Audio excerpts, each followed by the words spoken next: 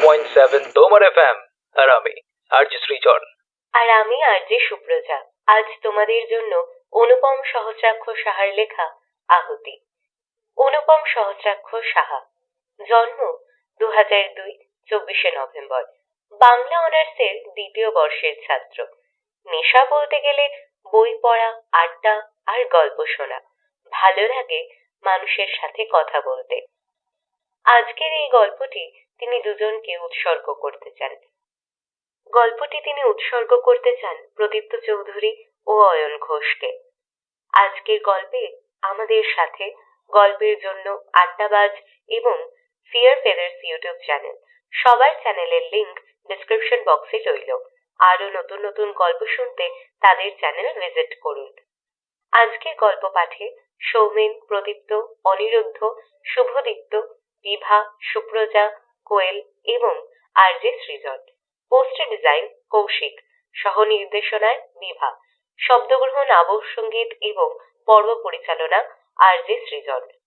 তো শুরু হচ্ছে আজকের গল্প, অনুপম সহস্রাক্ষ সাহার লেখা আহুতি।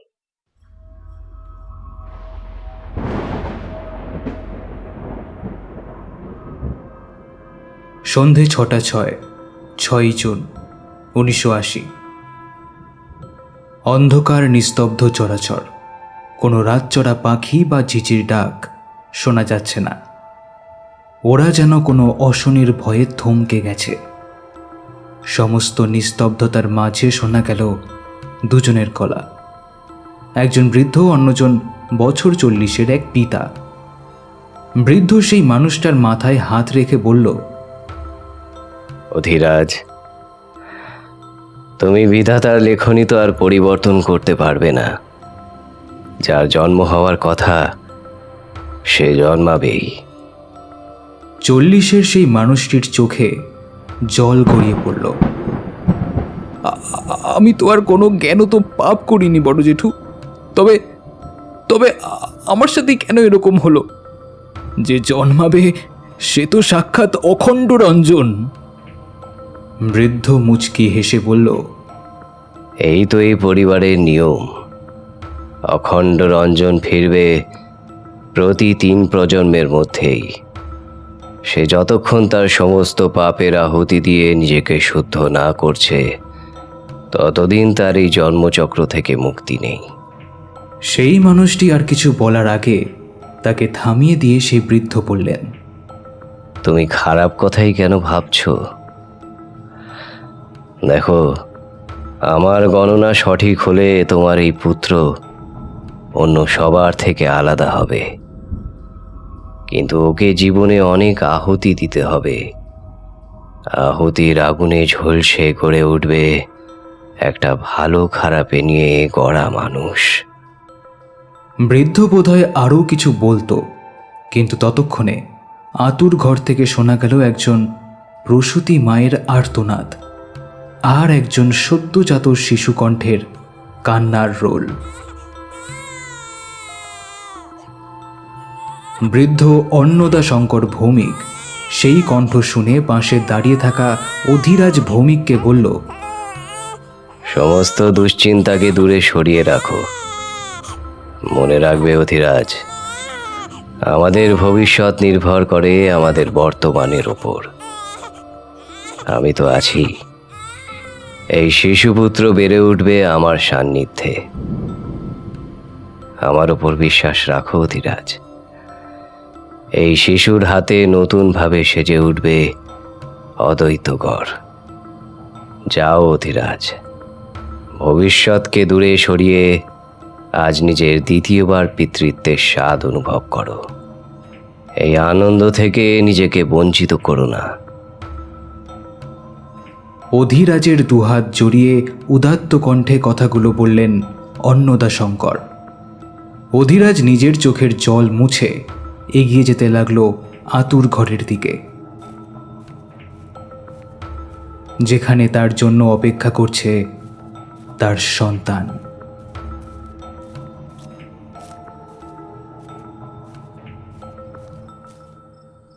ওদিকে আতুর ঘরে যখন কিছুক্ষণ পরে হৈমন্তীর জ্ঞান ফিরল, তার শাশুড়ি তার সদ্যজাত সন্তানকে তার হাতে তুলে দিয়ে বলল, বৌমা, দেখো তোমার ছেলে হয়েছে।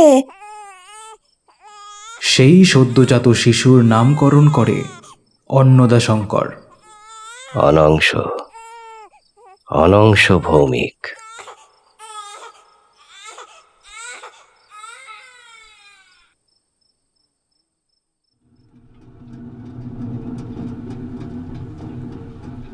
চোদ্দই অক্টোবর 2011।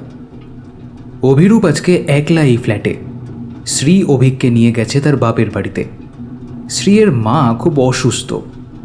যত রাত বাড়ছে ততই তার মনের চোরা অস্বস্তিটা বাড়ছে। তার মন বারবার বলছে আজ কিছু একটা খারাপ হবে, খুবই খারাপ হবে। মন থেকেই চিন্তাটা ঝেড়ে ফেলতে চাইলেও ধীরে ধীরে চিন্তাটা যেন শরীরের শিরায় শিরায় ছড়িয়ে যাচ্ছে। উফ, অসহ্য লাগছে।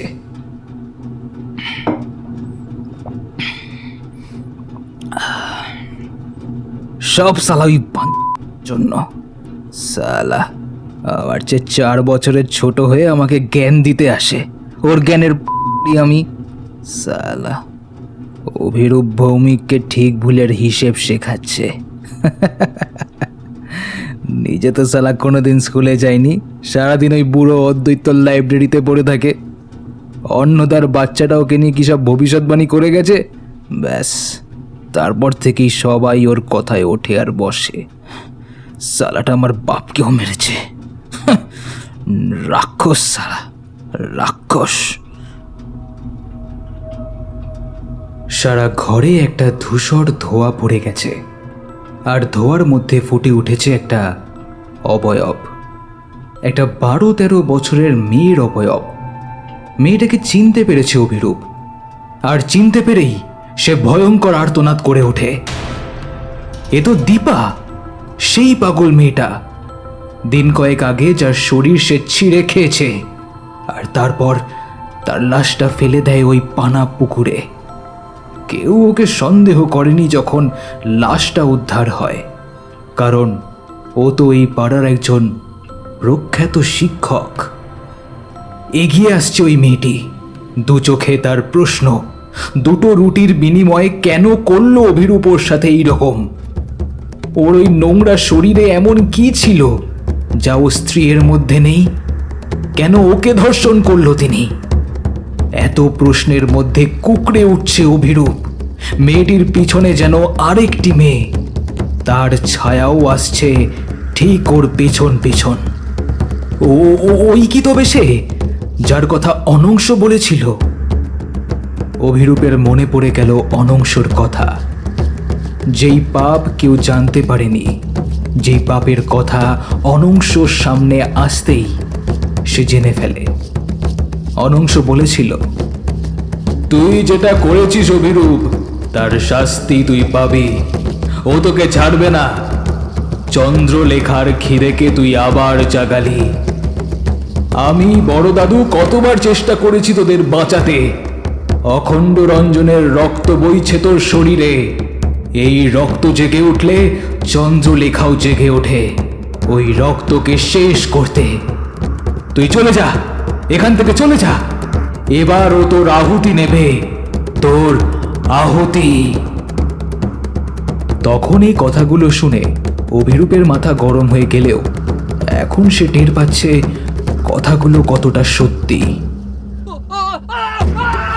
অমাবস্যার রাতের নিস্তব্ধতা খান খান হয়ে গেল অভিরূপের মরণ আর্তনাদে। সেই আর্তনাদ যেন বহু দূরে এক প্রাসাদের মধ্যে বসে শুনতে পেল বছর 31-এর যুবা অনংশ ভৌমিক। তার মুখে বিষণ্ণ হাসি। সে এই পরিবারের আরেকজন পুত্র সন্তানকে বাঁচাতে পারল না। অভিরূপ 60 বছরের আগেই মারা গেল। মাত্র 35 বছর বয়সেই তাকে নিয়ে গেল চন্দ্রলেখা। হেরে গেল সে। শুধু সে নয়, তার সাথে হেরে গেল অন্নদাশঙ্কর আর অদ্বৈত। অনংশ একটা দীর্ঘশ্বাস ফেলে। সবই নিয়তি। আর কত আহুতি নেবে সে, তা শুধু ঈশ্বরই জানেন।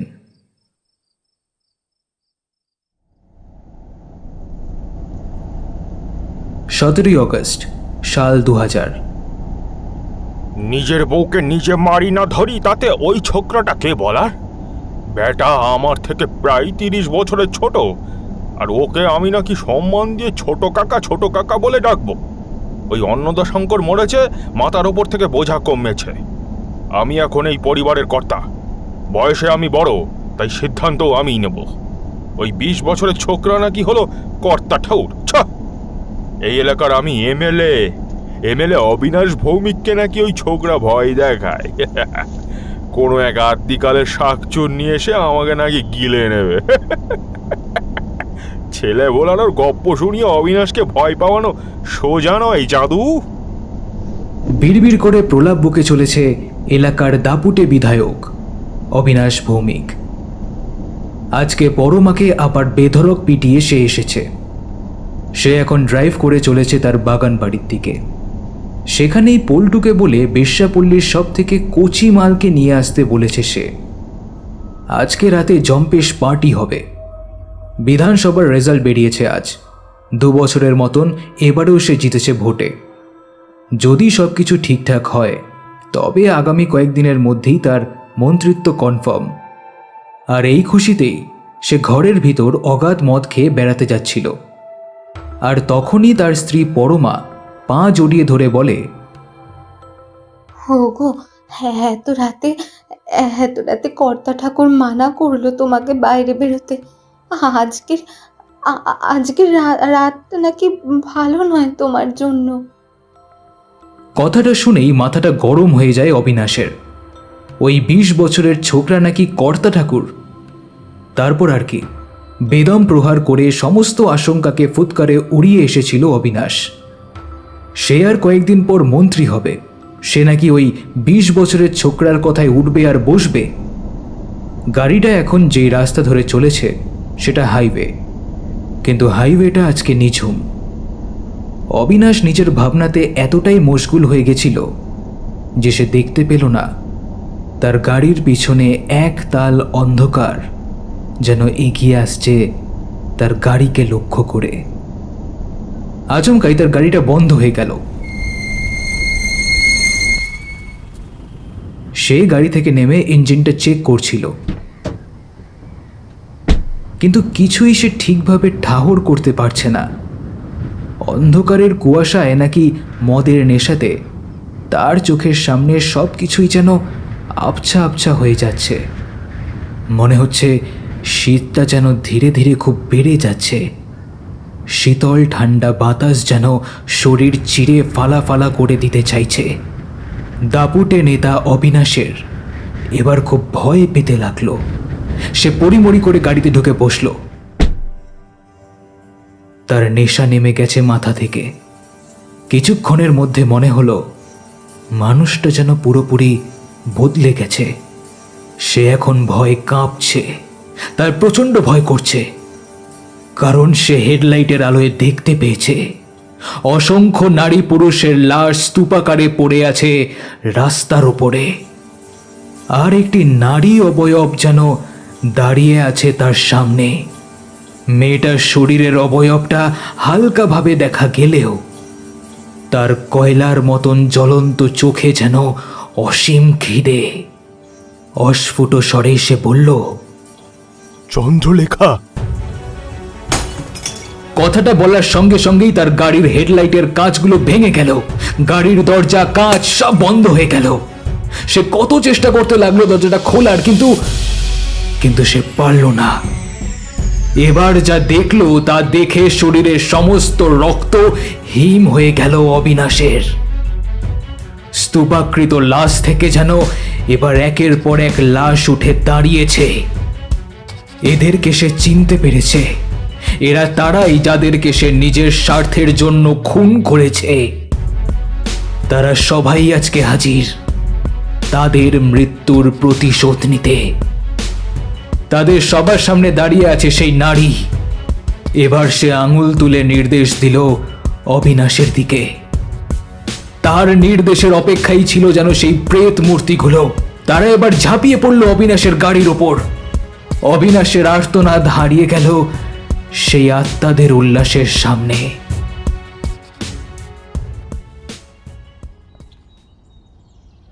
পরদিন সকালে দোমড়ানো মোচড়ানো গাড়ির ভিতর থেকে উদ্ধার হলো ক্ষতবিক্ষত অবিনাশ ভৌমিকের দেহ। অনংশর সেই প্রথম দীর্ঘশ্বাস পড়েছিল। পরমা স্থবিরের মতন বসে আছে। অবিনাশ যতই অত্যাচার করুক, কিন্তু পরমা মন থেকে তাকে ভালোবাসত। অন্নদা শঙ্করের মৃত্যুর আগে অনংশকে দায়িত্ব দিয়ে গেছিল যাতে এই পরিবারের কোনো পুরুষ কোনো নারীর ওপর অত্যাচার না করে, নইলে সে আসে মৃত্যুর রূপ হয়ে। অনংশ জানে তার দায়িত্ব এখন বিশাল। এই বিশাল বংশের সমস্ত পুরুষকে তাকেই রক্ষা করতে হবে।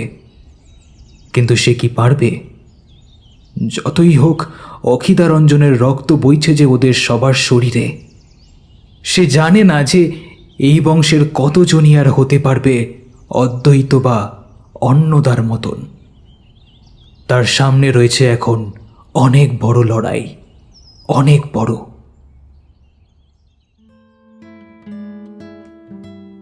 পয়লা জানুয়ারি 2022। বছরের প্রথম দিনটা সবাই কত ভালোভাবে কাটাচ্ছে, কিন্তু অভিকের মনে শান্তি নেই। আজকে সে অনেক ভেবে ঠিক করে নিয়েছে যে সে সবাইকে সবকিছু বলে দেবে। কতদিন আর এভাবে দুজন নিজেদের ভালোবাসা লুকিয়ে রাখবে সবার থেকে? অভিক জানে সমাজ ওদের ভালোবাসাকে কোনোদিন মানবে না। প্রথমত তার থেকে বয়সে দ্বিগুণ, তার উপর একই পরিবারের সদস্য। কিন্তু ভালোবাসা তো সম্পর্ক দেখে হয় না। মা ঠাম্মি হয়তো রাগ করবে, কিন্তু এভাবে লুকিয়ে রেখে কতদিনই বা চলা যাবে? এই বছরই সে 21 হবে। মা সেই সময়ই সম্বন্ধ দেখে তার বিয়ে দেবে। তাই আজকে সে সমস্ত সাহস জোগাড় করেছে। অভিক একটা দীর্ঘশ্বাস ফেলে এগিয়ে চলল দরজার দিকে, কিন্তু খাট থেকে মাটিতে পা ফেলতেই একটা কঙ্কালসার হাত তার পা ধরে ফেলল। ভয়ে একটা আর্ত চিৎকার করে ওঠে সে। মার ঠাম্মি হয়তো শুনতে পেয়েছে সেই চিৎকার আর সজোরে আঘাত করছে দরজায়। বাড়ির বাকি মানুষেরাও হয়তো এসে পড়েছে। অভিক প্রচণ্ড ভয় পেয়ে চিৎকার করে চলেছে, কিন্তু সেই হাত তাকে মাটিতে হ্যাঁচড়াতে হ্যাঁচড়াতে নিয়ে চলেছে খাটের তলার অন্ধকারে। সে আরো কিছু বলতে যাবে, তখন আরেকটা হাত তার মুখ বন্ধ করে দিল।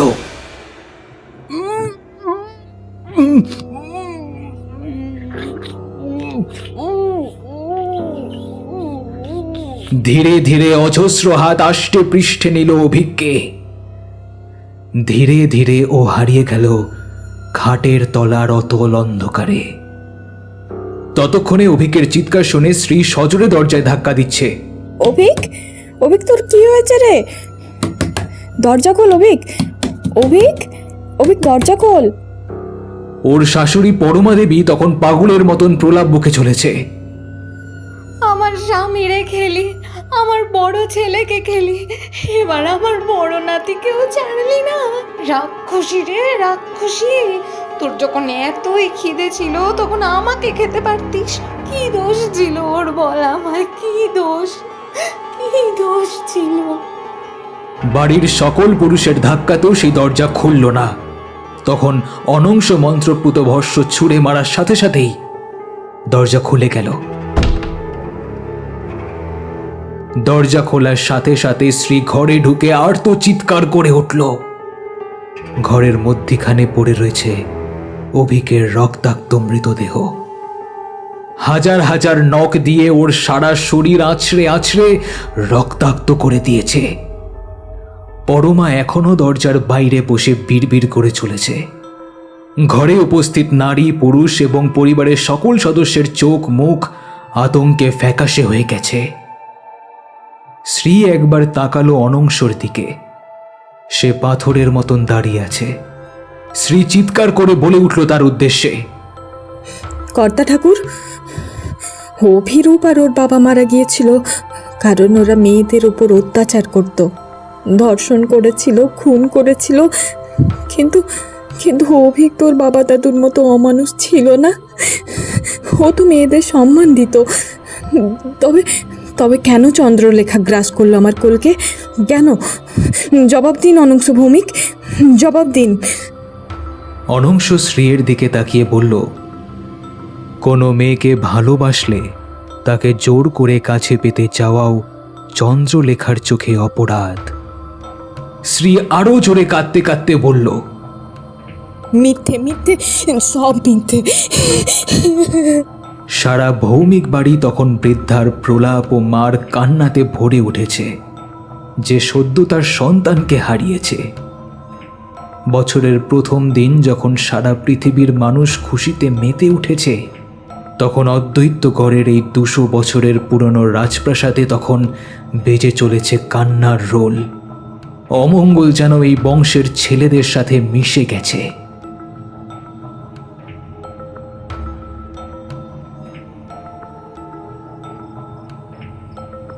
16 জুন 2015। অচিন্ত ডায়েরিটাকে তড়িঘড়ি করে লুকিয়ে রাখল। এই জায়গাটা শুধু ও আর অর্চিষ্মান ছাড়া আর কেউ জানে না। এটা এখানে সবচেয়ে বেশি সেফ থাকবে। এখন পরিবারের বাইরে একমাত্র রাজীবদাকেই ভরসা করতে পারে সে। এই ভৌমিক পরিবারের মানুষদের মধ্যে যে ভয়টা ঢুকে আছে তা অমূলক নয়, কিন্তু এই ভয়ের শিকড় লুকিয়ে আছে অনেক গভীরে। ও জানে যে সে ওকে বাঁচতে দেবে না, তার সময় আসন্ন। তাই সে ডায়েরিটির প্রত্যেকটি পাতা ছবি করে PDF বানিয়ে মেইল করে দিয়েছে রাজীবদাকে। রাজীব যত পড়ছে তত অবাক হচ্ছে। অচিন্ত যে গল্প শুনিয়েছিল তাদেরকে, সেই গল্পের থেকে এই গল্প যে সম্পূর্ণ আলাদা। রাজীব আর অচিন্ত দুজনেই ইতিহাসের প্রফেসর তাদের কলেজের। বছর 32-এর এই ব্যাচেলার ছেলেটা সব কিছু পুঙ্খানুপুঙ্খ অনুসন্ধান করতে চায়। সে আর অচিন্ত মিলেই তার পারিবারিক যে গল্প প্রচলিত আছে, সেই গল্পের ভিতরে থাকা আসল ইতিহাসকে সে জানতে চেয়েছিল। অচিন্ত অনেক খোঁজ খবর করে চলছিল এই ব্যাপারে। সে এই পরিবারের মৃত্যু মিছিল বন্ধ করতে দৃঢ় প্রতিজ্ঞ ছিল। 2 শতাব্দী প্রাচীন এই অভিশাপ থেকে পুরো ভৌমিক পরিবারকে রক্ষা করতে চেয়েছিল সে। মেইলের নিচে অচিন্ত লিখে গেছে, রাজীব দাদা, তুমি জানো না ওর ক্ষমতা কতখানি। তুমি যতক্ষণে এই মেল পাবে ততক্ষণে সে আমায় গ্রাস করে নেবে। অচিন্ত সারা শরীর দুমড়ে মুচড়ে যাচ্ছে। হাওয়ায় ভাসমান তার শরীর, সারা মুখে ফুটে উঠছে অব্যক্ত একটা কষ্ট। ধোঁয়াটা এগিয়ে আসলো তার দিকে। তোর মতো একটা তুচ্ছ মানুষ এই পরিবারকে রক্ষা করতে পারবে ভেবেছিলিস? ছায়া ছায়া অবয়বটার মুখে একটা তেরচা হাসি। অচিন্ত অনেক কষ্ট করে বলল, আমি পারিনি তো কি হয়েছে? অন্য কারোর হাতে এক না একদিন তোর শেষ হবেই। কথাটা শুনে খ্যাক খ্যাক করে হেসে ওঠে। তোর ওই রাজীব দাদার কাছে তুই পাঠিয়েছিস তো, সেও তোর কাছেই আসবে খুব তাড়াতাড়ি। চিন্তা করিস না, আমার গল্প কেউ জানতে পারবে না, আর যে জানবে সে বাঁচবে না। আমি তাকে বাঁচতে দেব না। শেষের কথাগুলো বলে সে সজোরে আছড়ে ফেলল অচিন্তকে।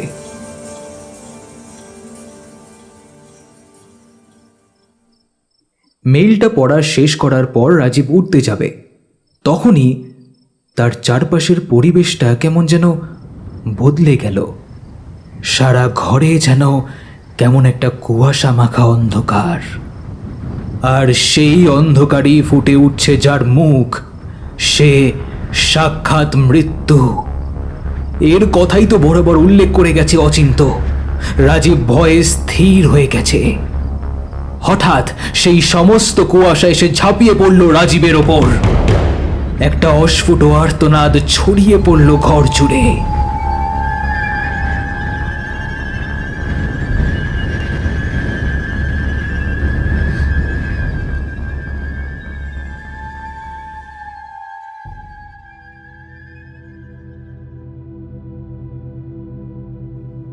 পরদিন সকালে ভৌমিক বাড়িতে আবার উঠল কান্নার রোল। অর্চিষ্মান তার বাবার মতন তার দাদাকেও হারালো, আর রিন্টু নামে 1 বছর 15-র ছেলে হারালো তার বাবাকে। দুজনের চোখে জল, কিন্তু একজন সেই অদৃশ্য শক্তির বিরুদ্ধে মুখ বন্ধ করে তার সমস্ত রাগ কান্নার সাথে গিলে নিচ্ছে, আর অন্যজনের চোখের জলের সাথে মিশে আছে অপ্রতিরোধ্য দৃঢ়তা। ওই মহা অশুভ শক্তিকে সমূলে উপড়ে ফেলার জন্য সে এবার প্রস্তুত করবে নিজেকে। এক মহা সংগ্রামের পথ সূচনা হলো। এর শেষ তখনই হবে যখন ওই মহা পাপ নির্মূল হবে।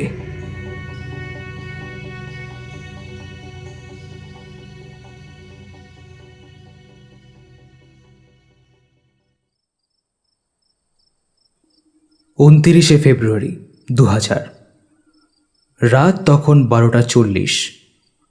অন্নদাশঙ্করের আজকে 111তম জন্মদিনের উৎসব খুব ধুমধাম করে পালন করছে তার সন্তানেরা। তাই আজকে ঘুমোতে যেতে অনেক দেরি হয়ে গেছে সবার। রাতে ঘুমানোর আগে তিনি আরাধ্য বুদ্ধ স্ট্যাচুর সামনে বসে প্রার্থনা করতে লাগলেন। হে প্রভু, তোমার কাছে আমার চাওয়ার কিছুই নেই নিজের জন্য। আমি চাই আমার পরিবারের ওপর থেকে ওই অভিশাপ যেন চিরতরে মুক্তি পায়।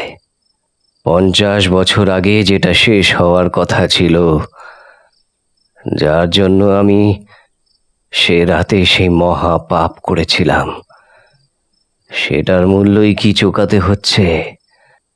উনি যে বলেছিলেন মুক্তি হবে না, তবে কি সেটাই সত্যি? আমাকে তোমার চরণে স্থান দিও হে মহাত্মা। আজ মনটা যে বড্ড ব্যাকুল। বুদ্ধং শরণং গচ্ছামি। প্রার্থনা শেষ হওয়ার পরে তিনি নতজানু হয়ে সহস্রবার বলতে লাগলেন, বুদ্ধং শরণং গচ্ছামি। সারা ঘর যেন এক পবিত্র ধূপের সৌরভে ভরে উঠল। চোখ যখন সে খুলল তখন সে অবাক। তার চোখ থেকে আনন্দাশ্রু গড়িয়ে পড়ছে। বোধি বৃক্ষের তলায় বসে আছেন অমিতাভ। তার শান্ত সৌম্যকান্তি রূপে যেন আলোকিত হয়েছে চারপাশ। ধীর পদক্ষেপে এগিয়ে আসলেন তিনি অন্নদাশঙ্করের কাছে। অন্নদাশঙ্কর চরণ ধরে নিঃশব্দে অশ্রু দিয়ে চরণ দুটি ধুইয়ে দিলেন। অমিতাভ তাকে মাটি থেকে তুললেন তার সামনে। তার সেই শান্ত দৃষ্টির সামনে অন্নদাশঙ্কর যেন ভিতর থেকে ছন্ন ছাড়া হয়ে যাচ্ছেন। অন্নদা, আমি তো ঈশ্বর নই, তবে কেন ডাকো আমাকে তুমি? তোমাকে যে ধন ঐশ্বর্যে আমি ভরিয়ে দিতে পারবো না, আমার যে সে ক্ষমতা নেই। আমার পথ যে কণ্টকময়। তুমি যদি এ পথে আসো তবে তোমার জীবন বন্ধুর হয়ে যাবে। শান্ত কণ্ঠে অমিতাভ বললেন। অন্নদা সেই মানুষটির দুহাত ধরে অশ্রুসিক্ত কণ্ঠে বললেন, আমার তো ধন ঐশ্বর্য কিছুই চাই না প্রভু। আমি শুধু আপনার সেবা করতে চাই। আপনার কণ্টকময় পথেই যে নির্বাণ। অমিতাভের মুখে হাসি ফুটে উঠল। এই হাসি পৃথিবীর সব থেকে নির্মল, সরল, অথচ সেই হাসিতে যেন প্রচ্ছন্ন হয়ে আছে অলিখিত দৃঢ়তা। আমাদের সকলের জন্ম হয়েছে কোনো না কোনো হেতু পূর্ণ করার লক্ষ্যে। তোমার জীবনের হেতু যে এখনো অসম্পূর্ণ রয়ে গেছে। যতদিন তোমার জীবনের হেতু পরিপূর্ণ না হচ্ছে, ততদিন যে তুমি নির্বাণের জন্য প্রস্তুত হতে পারবে না। অন্নদা অবাক দৃষ্টিতে তাকিয়ে থাকে সেই পুরুষের দিকে। 50 বছর পূর্বে করা পাপের প্রায়শ্চিত্ত কিভাবে করব প্রভু? অন্নদার চোখে আকুলতা ধরা পড়ল। অমিতাভ আবার হাসেন। এ হাসি যেন কোনো শিশুর নির্বোধতা দেখে তার বৃদ্ধ পিতামহের হাসি। তোমাকে সেই মহাপাতকের বিনাশ করতে হবে। তুমি 50 বছর আগে শুধু তার শরীরকে বিনাশ করতে পেরেছ তার অর্ধ আত্মার সহিত, কিন্তু তার বাকি আত্মা যে এখনো রয়ে গেছে। যতদিন সেই মহাপাতকের সম্পূর্ণ বিনাশ না ঘটছে, ততদিন তোমার নির্বাণের পথ রুদ্ধ। অমিতাভ অন্নদার গালে তার কোমল হাত স্পর্শ করে কথাগুলো বলল। অন্নদা কথাগুলো শুনে চমকে ওঠে। অর্থাৎ সে সেদিন ক্রিয়াকে সম্পূর্ণভাবে ধ্বংস করতে পারেনি। তার ঘোর ভাঙল অমিতাভের কথায়।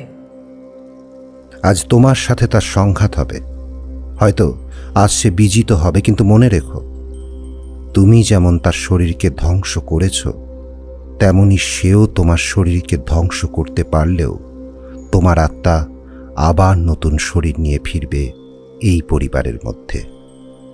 তখন তোমার হাতেই হবে সম্পূর্ণ সংহার। কিন্তু মনে রেখো, সেই মহাযুদ্ধে যেন কোনো নিরাপরাধের কোনো ক্ষতি না হয়। মনে রেখো, তোমার অন্তরে থাকা প্রেম আর তোমার রক্তে থাকা আকাঙ্ক্ষার মধ্যে তোমাকেই বেছে নিতে হবে তুমি কি চাও। আমি ঈশ্বর নই অন্নদা, আমি ঈশ্বর নই। আমি তো ওই বোধিবৃক্ষের মতো তোমাকে শুধু পথ দেখাতে পারি। সেই পথে তুমি চলবে না পথ বদলে দেবে, তা তোমার উপর নির্ভর করে। শেষের কথাগুলো বলতে বলতে মিলিয়ে গেল অমিতাভ, বোধিবৃক্ষ এবং সেই অপূর্ব সৌন্দর্য।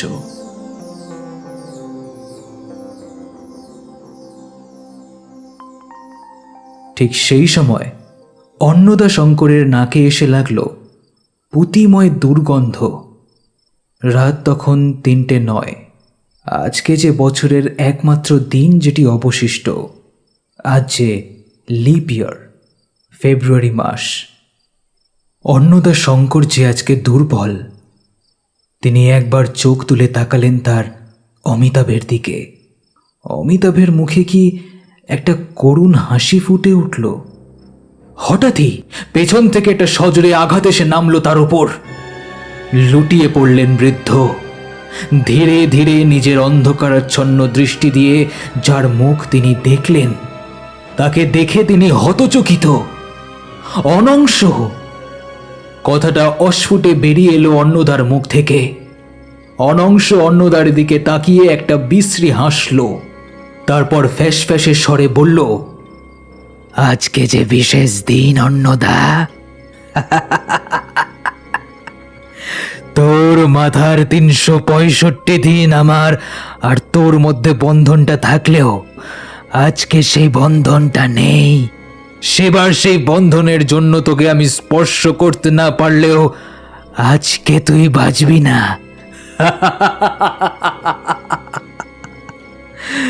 আজকে তুই আর বাঁচবি না। আজকে যে ফেব্রুয়ারি মাসের সেই দিন। আজকে রাত 3:33 আমি হয়ে উঠব চরম শক্তিশালী। তারপর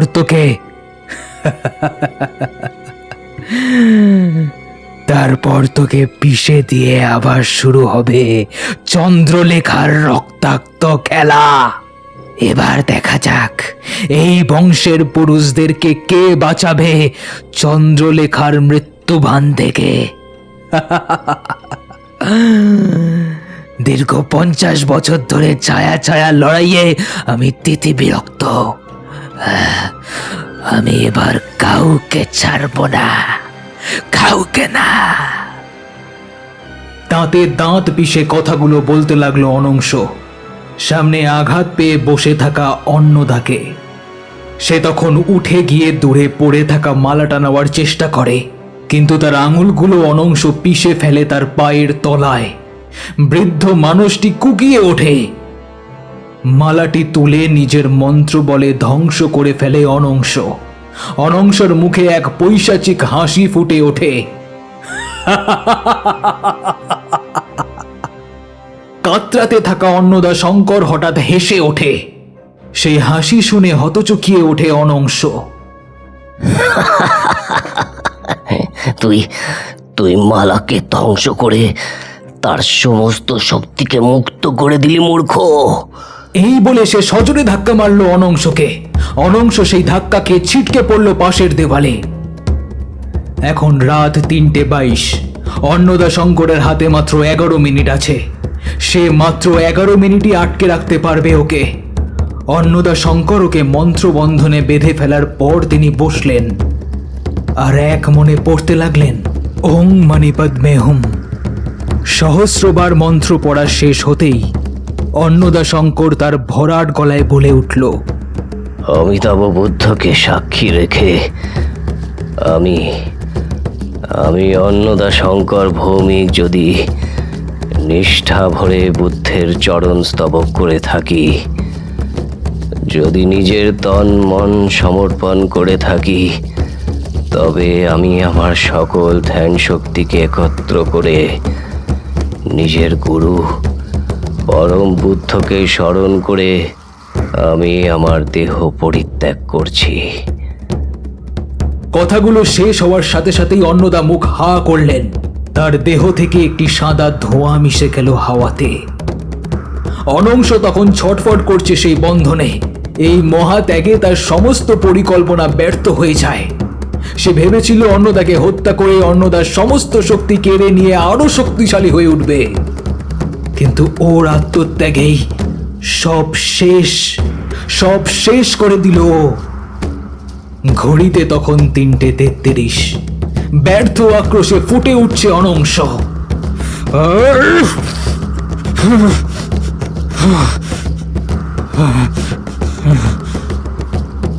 মাত্র 11 মিনিটের মধ্যে আবার পাশা উল্টে দিল অন্নদা শঙ্কর ভৌমিক।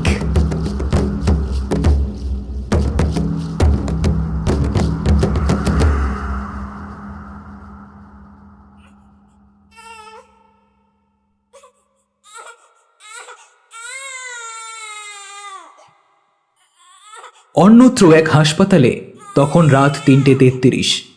অপারেশন থিয়েটার থেকে শোনা গেল এক সদ্যজাত শিশু কণ্ঠের কান্নার রোল। পরিবারের সমস্ত মানুষ আপ্লুত। ডাক্তার অপারেশন থিয়েটার থেকে বেরিয়ে পরিবারের সবাইকে কংগ্রেচুলেশন জানালো। কংগ্রাটস, ছেলে হয়েছে। বাচ্চা এবং মা দুজনেই সম্পূর্ণ সুস্থ। আপনারা আর কিছুক্ষণ পর দেখা করতে পারেন। ডাক্তার সৌজন্য বসাক হাত ধুচ্ছিল বেসিনে। তখন সে ভাবল, যেটা সে দেখল সেটা কি সত্যি? শিশুটিকে যখন সে বের করেছিল গর্ভ থেকে, তখন কোথা থেকে যেন একটা সাদা ধোঁয়া প্রবেশ করলো। ধুর, রাবেশ, অত্যাধিক ক্লান্তির ফলে কি সব দেখছি আমি। কথাটা বলতে বলতেই বেরিয়ে গেলেন তিনি। আর এই দিকে তখন অন্নদার পেছনে থাকা অমিতাভর মূর্তির দু চোখ তখন অশ্রুসিক্ত। এটা কি অন্নদা শঙ্করের মতন নিষ্ঠাবান সাধকের এইরকম নির্গত আত্মত্যাগের জন্য, নাকি ওই সদ্যজাত শিশুর কান্নার রোল শুনে? এই সমস্ত প্রশ্নের জবাব পাওয়া যাবে সময়ের তালে তাল মিলিয়ে চললে। কে জানে কি অপেক্ষা করে আছে ভবিষ্যতের জন্য।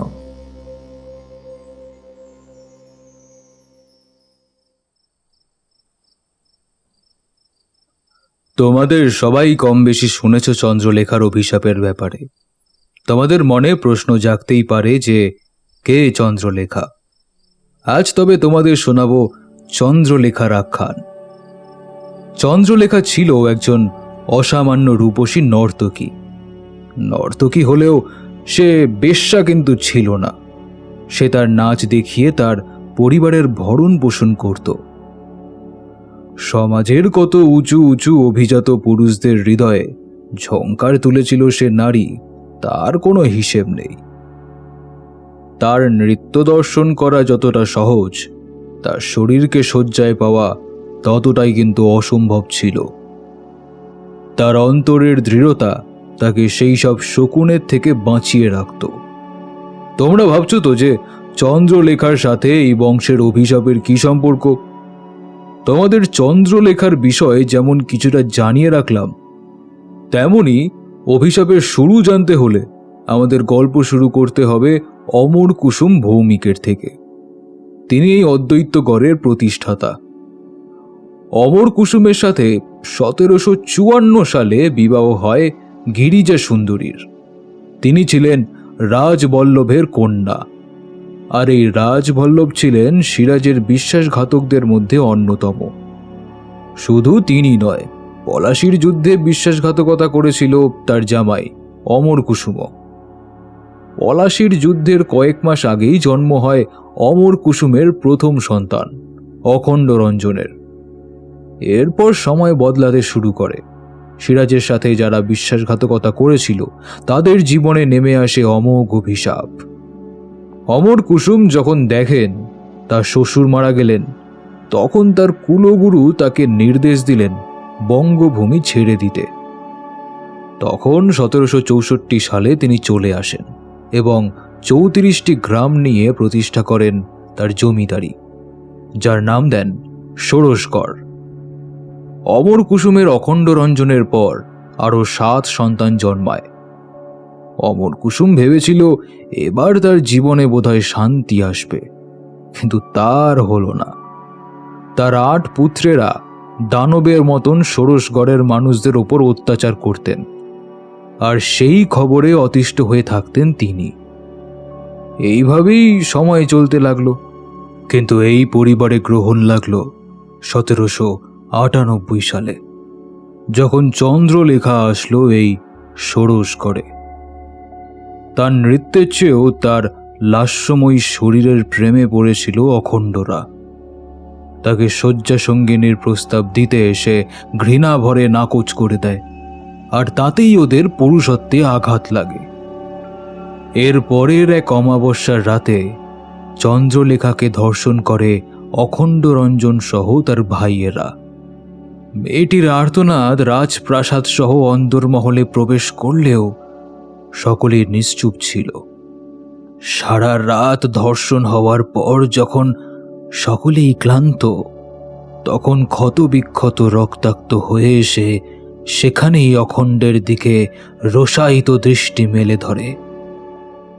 আমি চন্দ্রলেখা নিজের মনের সমস্ত ঘৃণা দিয়ে তোদের পুরো ভৌমিক বংশকে অভিশাপ দিচ্ছি। আর যদি এই পরিবারের কোনো পুরুষ কোনো রকম অত্যাচার করে, তবে তাকে আমি এমনই এক অমাবস্যার রাতে সংহার করব। অখণ্ড রঞ্জন, মনে রাখিস সেই তারিখটি। এই তারিখেই তোর অপঘাতে মৃত্যু হবে। শুধু তোর নয়, তোর প্রত্যেক ভাইয়ের অপমৃত্যু হবে এই তারিখে। মনে রাখিস, মনে রাখিস। এই বলে নিজের গলায় ছুরি চালিয়ে আত্মহত্যা করে চন্দ্রলেখা। চন্দ্রলেখার হাহাকারকে ফুৎকারে উড়ালেও মনে মনে ভীষণ ভয় পায় অখণ্ড। সে ওর চোখে দেখেছে তার জন্য অসীম ঘৃণা। ওই এক ঘৃণাই মির্জাফর সহ সমস্ত বিশ্বাসঘাতকদের চরম শাস্তি দিয়েছিল। অখণ্ড রঞ্জন জাগতে ঘুমোতে দিবা স্বপ্নে দেখে সেই ঘৃণা ভরা চোখ। কয়েক মাস পর সে কামাখ্যায় সাক্ষাৎ পায় এক কাপালিকের। সেই উপায় বাতলে দেয়। শোন, একটা প্রাণ তোর 1 বৎসরের আয়ু, আর বলি দিতে হবে আপনজনের, বুঝলি? প্রতিটি মহাবলী তোকে আয়ু দেবে, নইলে আগামী বছর ফাল্গুনী অমাবস্যায় তোর মৃত্যু কিন্তু নিশ্চিত। এরপরেই শুরু হয় অখণ্ড রঞ্জনের মহাবলী। এক এক করে এসে নিজের 7 ভাই, তাদের স্ত্রী সন্তান সহ নিজের মা বাবাকে বলি দিতে থাকেন। তার কোপে কেঁপে উঠত ষোড়শগড়। এইভাবে 1817 সালে যখন নিজের পুত্রর 6 বছরের কন্যাকে বলি দিতে চান, তখন গর্জে ওঠে অখণ্ড রঞ্জনের বড় পুত্র অঘোরনন্দন। 1817 সালে ফাল্গুনী অমাবস্যায় বলি দেওয়ার আগে যখন স্নান করতে নামলেন, তখনই তার দেহ থেকে মুন্ড তরবারি দিয়ে এক কোপে আলাদা করে দেন অঘোর। এরপর থেকে এই পরিবারে আর বলি প্রথা হয়নি, কিন্তু অভিশাপ থেকে যায় পরিবারে। যদি ভৌমিক পরিবারের কোনো পুরুষ কোনো নারীর উপর অত্যাচার করে, বা কোনো রকম দুর্ব্যবহার করে বা কোনো রকম অবমাননা করে, তবে তার কপালে মরণ আছে। শুধুমাত্র এই বংশের ছেলের মধ্যেই নয়, যদি কোনো ছেলে ভৌমিক বংশের কোনো মেয়ের কোনো ক্ষতি করে বা অবমাননা করে, তার পরিণামও এক। আর এই অভিশাপেই তো অঘোরনন্দন, অজয়চরণ, অদ্বৈত বল্লভ, অদ্রিজ নারায়ণ, অদ্রিজ বল্লভ, অনাদিপ্রসাদ, অনন্তমোহন, অনিল কুমার, অনুজভূষণ সহ এই বংশের কত পুরুষের জীবন যে নিয়েছে আর নিয়ে যাবে, তা একমাত্র ভগবানই জানেন। অদ্বৈত নারায়ণ মানে আমার প্রপিতামহ কত চেষ্টা করেন এই অভিশাপকে শেষ করতে, কিন্তু তার মতন মহাতান্ত্রিকও এই অভিশাপ শেষ করতে পারলেন না। শেষমেশ তিনি তার অর্জিত সমস্ত শক্তি দিয়েই চন্দ্রলেখার বংশকে নিঃশেষ করে দেন। হ্যাঁ, ঠিকই শুনেছ, চন্দ্রলেখার বংশকে তিনি নিঃশেষ করে দেন। চন্দ্রলেখা যখন মারা যায়, তখন তার পিতা, ভ্রাতা ও 2 বছরের এক সন্তান ছিল। তাদেরই বংশকে সমূলে বিনাশ করেন অদ্বৈত নারায়ণ। এই মহাপাপ কার্যের ফলেই পরবর্তীকালে তিনি আত্মগ্লানিতে 1950 সালে দীর্ঘ রোগ ভোগের পর দেহত্যাগ করেন। মৃত্যুর সময় তার বয়স ছিল 98। এই বংশের প্রথম পুরুষ তিনি ছিলেন যিনি 60 বছর অতিক্রম করতে পেরেছিল। তারপরে এই পরিবারে মাত্র 2 জনই আছে যারা 60 বছর অতিক্রম করতে পেরেছে। একজন আমার পরম পূজনীয় বড় দাদু অন্নদা শঙ্কর ভৌমিক, যিনি 111 বছর বয়সে দেহত্যাগ করেন। আর একজন আছে আমার পিতা অধিরাজ ভৌমিক, যিনি এই মুহূর্তে 84 বছরে পা দিয়েছেন। কিন্তু তাকে কি আর বেঁচে থাকা বলা যায়? প্রায় 25 বছর হলো তিনি কোমায় আছেন। সবই তো শুনলে তোমরা। একটা দীর্ঘশ্বাস ছেড়ে নিজের গল্প শেষ করলেন অনংশ ভৌমিক। এই এক গল্পই তিনি প্রতিবার শোনান সমস্ত খুদে খুদে সদস্যদের। যারা পুরনো তারা ঝিমোয়, আর যারা নতুন তারা হা করে শোনে। যদিও গল্প বলিয়ে হিসেবে বিখ্যাত নয় অনংশ, কাট কাট ভাষায় শিক্ষকের মতন বলেন। এই ভাষায় প্রাণের ছোঁয়া না থাকলেও সবাইকে এক মনে শুনতে হয়। কেউ যদি গল্পের মাঝে তাকে থামায়, তবে অনংশ আর কোনো কথা না বলে চলে যাবেন সেখান থেকে। তাই গল্প যতক্ষণ শেষ না হয় ততক্ষণ সবাই চুপ করে থাকে। যদিও একে গল্প না বলে পারিবারিক দলিল বলাই ভালো। হঠাৎই এক খুদে মেয়ে জিজ্ঞেস করে উঠল, তবে এ জায়গার নাম অদ্বৈতগড় কেন? অনংশ খুদে মেয়েটির দিকে তাকিয়ে ইশারায় বসতে বলে গলা খাঁকিয়ে বলতে শুরু করলো, হ্যাঁ, এর পিছনে একটা গল্প আছে। অজয় চরণের ছিল 4 ছেলে। বড় ছেলে অদ্বৈত বল্লভ, মেজ ছেলে অদ্বৈত নারায়ণ, সেজ ছেলে অদ্রিজ নারায়ণ, আর ছোট ছেলে অদ্ধি বল্লভ। 1867 সালে মাত্র 11 বছর বয়সে ঘর থেকে পালান অদ্বৈত নারায়ণ। এরপর নানান জায়গায় নানান গুরুর সান্নিধ্যে তন্ত্রবিদ্যা শিখে যখন বাড়ি আসেন, তখন 1884। বাবা দেহ রেখেছেন 1875 সালে। তারপরই কয়েক বছর দাদা সামলেছেন। ততদিনে 2 ভাই ও অদ্বৈত বল্লভের একমাত্র কন্যার স্বামী মারা গিয়ে বাল বিধবা হয়ে বাড়িতে বসে আছে। আর সেই মেয়ের দুঃখ দেখে অদ্বৈত বল্লভ তখন শয্যাশায়ী। নিজের বড় ভাইকে প্রচুর শ্রদ্ধা করেন তিনি। তার এই অবস্থা দেখে মাথায় আগুন ধরে যায় অদ্বৈত নারায়ণের। দীর্ঘ বছরের প্রচেষ্টায় সে শেষ করে ফেলে চন্দ্রলেখার বংশকে। চন্দ্রলেখার বংশ নির্বংশ দেখে অদ্বৈত বল্লভ চোখ বুঝলেন। মেয়েটি নিজের পিতার মৃত্যু নিতে না পেরে আত্মহত্যা করে।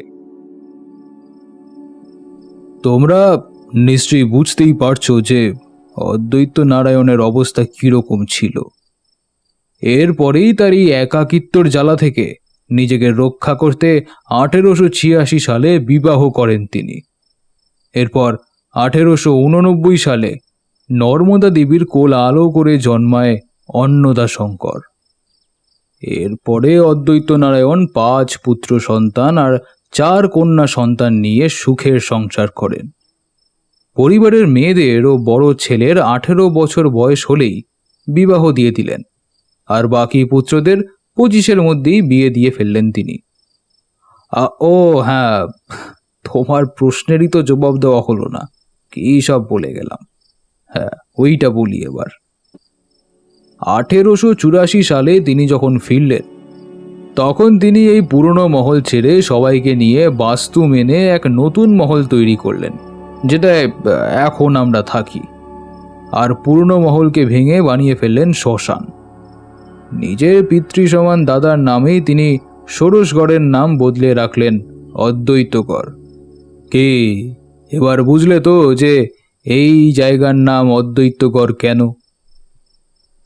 অনংশ যখন জিজ্ঞাসু দৃষ্টিতে ওই ক্ষুদে মেয়েটির দিকে তাকাচ্ছে, তখন সে ঝিমোচ্ছে।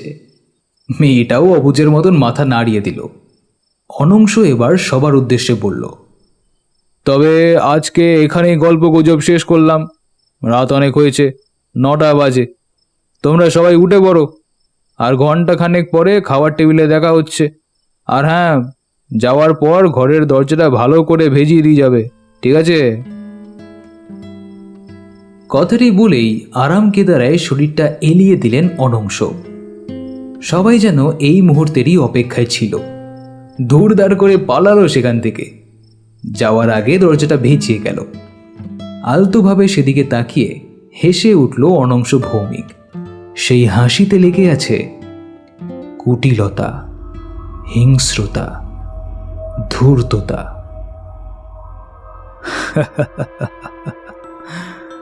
যতদিন এই অনংশ ভৌমিক আছে, ততদিন এই চন্দ্রলেখার অভিশাপই তোমাদের নিয়তি।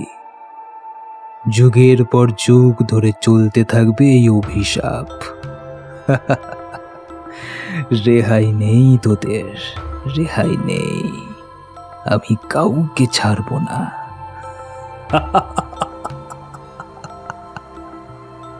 আরাম কেদারায় শরীরটা এলিয়ে দিয়ে আস্তে আস্তে বললেন কথাগুলো।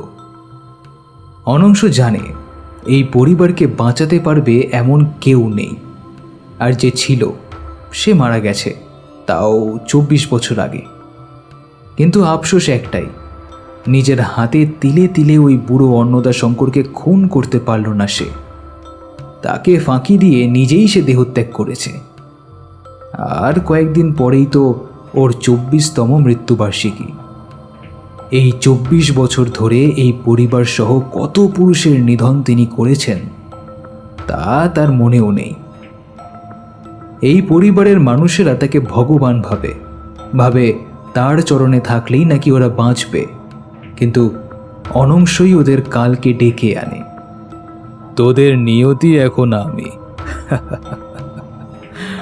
আর এই নিয়তি কেউ বদলাতেও পারবে না। কথাগুলো ভাবতে ভাবতেই অন্তরের ভিতরে এক প্রচ্ছন্ন অহংকারের বোধ জন্মায় অনংশর।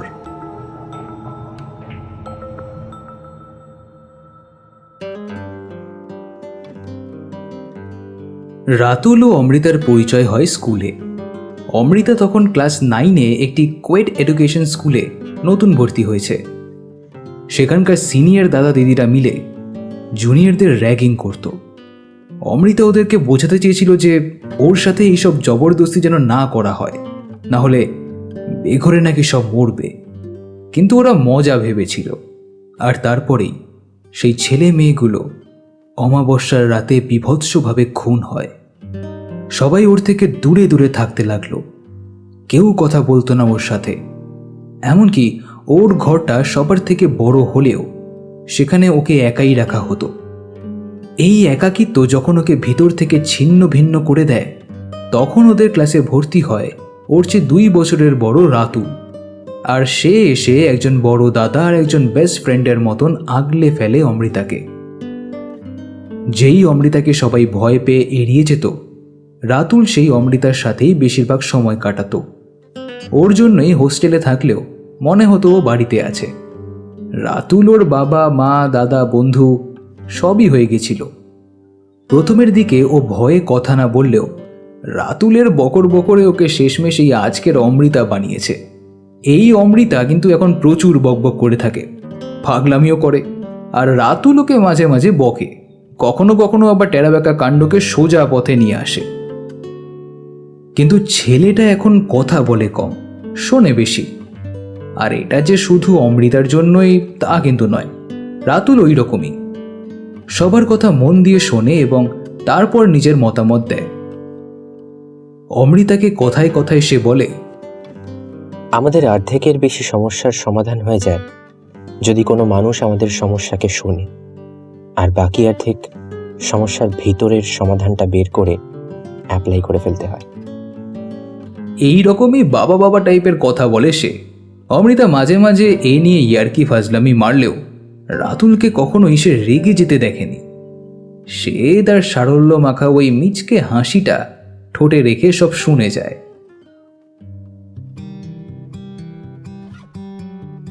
অমৃতা আর রাতুলকে তো কলেজের লোকেরা প্রেমিক প্রেমিকা ভাবে, কিন্তু ওদের মধ্যে যেটা আছে সেটা নিখাত বন্ধুত্ব। এইভাবেই কলেজ লাইফ যখন শেষ হয়, অমৃতা এমএসসি লাস্ট সেমিস্টার দিচ্ছে, তাই পড়াশোনার চাপে এখন আর বাড়িতে যাওয়া হয় না।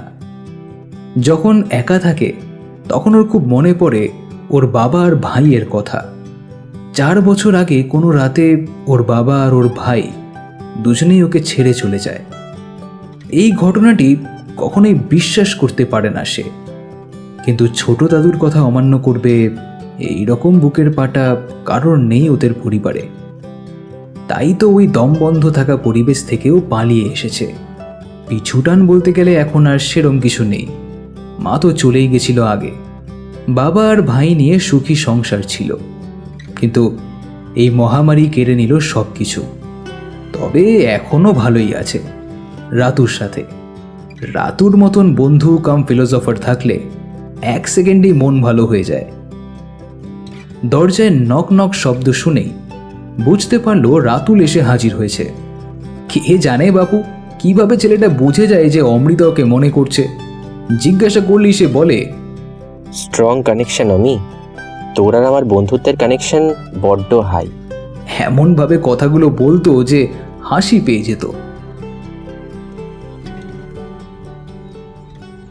রাতুল এসেই খাটের ওপর বাবু হয়ে বসে বলল, এই আর কয়েকদিনের মধ্যে পরীক্ষা শেষ হয়ে যাবে, তাই ভাবছি পরীক্ষা শেষ হলে চল কোথাও ঘুরে আসি। প্রস্তাবটা মন্দ লাগেনি অমৃতার। সে তো যেতেই পারি, কিন্তু যাবোটা কোথায়? দার্জিলিং নাকি মসুরি নাকি কাশ্মীর? রাতুল এমনভাবে ঘোত করে একটা আওয়াজ করলো যেন ওকে হাওয়া দিয়েই উড়িয়ে দেবে। ধুত্তরি, ওইসব জায়গাতে তো সবাই যায়। আমি যাব ত্রিপুরাতে, অদ্বৈত করে, তোদের ওই বিশাল রাজপ্রাসাদে। কথাটা শুনেই অমৃতা আতকে ওঠে ভয়ে। সে কোনো মতেই রাজি নয় ওই মৃত প্রাসাদে যেতে। সেখানে যে ওর ভাই আর ওর বাবাকে গিলে খেয়েছে ওরা। অমৃতা বারবার বারণ করা সত্ত্বেও রাতুল নাছোড়বান্দা। রাতুল অমৃতার হাত শক্ত করে ধরে বলল, অমৃতা, মনে রাখিস, আমরা সবাই কিছু না কিছুকে ভয় পাই। ভয় থেকে পালিয়ে গেলে সে তোমার পেছন পেছন তাড়া করে বেড়াবি। তাই পালিয়ে না গিয়ে রুখে দাঁড়াতে হবে। Face it, fight back. কথাগুলো শুনতে শুনতে অমৃতার মনের ভয়টা যেন সরে যাচ্ছিল অল্প করে। সত্যি রাতুল ছেলেটা বড়ই অদ্ভুত। মানুষের মন থেকে ভয় দূরে সরিয়ে এক নির্মল প্রশান্তি ছড়িয়ে দেয় অন্তরে।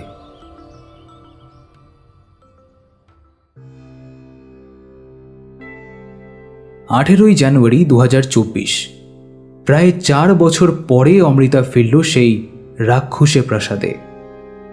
এখানে যারা বাস করে সবাই ভয়ে ত্রস্ত থাকে সবসময়। অমৃতা এতদিন পর বাড়ি ফিরল, কিন্তু কারোর মুখেই হাসি নেই। শুধু মাঝে মাঝে চোখ চলে যাচ্ছিল তাদের রাতুলের দিকে। এই মৃতপুরীতে একমাত্র আলোর মশাল যেন রাতুল। সবার সাথে হাসি মুখে নিজের পরিচয় দিচ্ছে সে এখন। বাচ্চাদের জন্য চকলেট দিল। এই প্রাসাদের লোক সংখ্যা প্রায় 40-এর ওপর হলেও কোথাও কোনো হই হুল্লোড় নেই। সবাই কেমন চুপচাপ পুতুলের মতো নিজের কাজ করে যায়। দম বন্ধ হয়ে আসছিল অমৃতার। গজা কাকা ওদের কামরাতে সমস্ত সামান রেখে এসেছে। এখন ওই দুপুর 12টা কি 12:30 বাজে, কিন্তু মনে হচ্ছে একটা শ্মশানপুরীতে এসে পড়েছে ওরা। অমৃতা এখন রাতুলের ঘরে এসে বসেছে।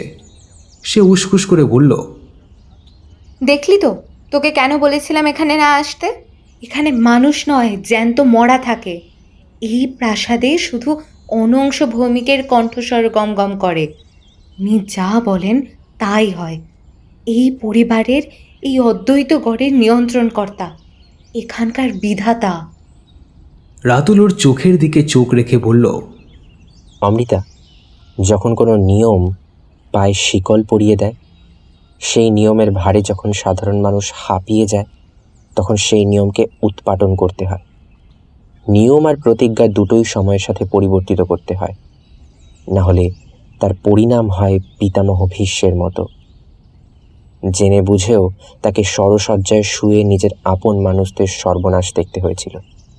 কথাটা বলতে বলতে রাতুলের গলাটা কেমন যেন ভারী হয়ে গেছিল। অমৃতার মনে হচ্ছিল সে যেন দূর থেকে শুনতে পাচ্ছে কোনো অমোঘ বাণী। বদলের সময় এসে গেছে। নিয়মকে বদলানোর, মানুষকে বদলানোর, খারাপ সময়কে বদলানোর সময় এসে গেছে অমৃতা। এবার আর কারোর মুখ ধূসর কুয়াশাচ্ছন্ন হবে না। এবার সবার মনে রামধনুর 7 রঙের আসরে মেতে উঠবে। অকাল হোলি হবে এবার অদ্বৈতগড়ে। ভৌমিক পরিবারও মেতে উঠবে এই উৎসবে।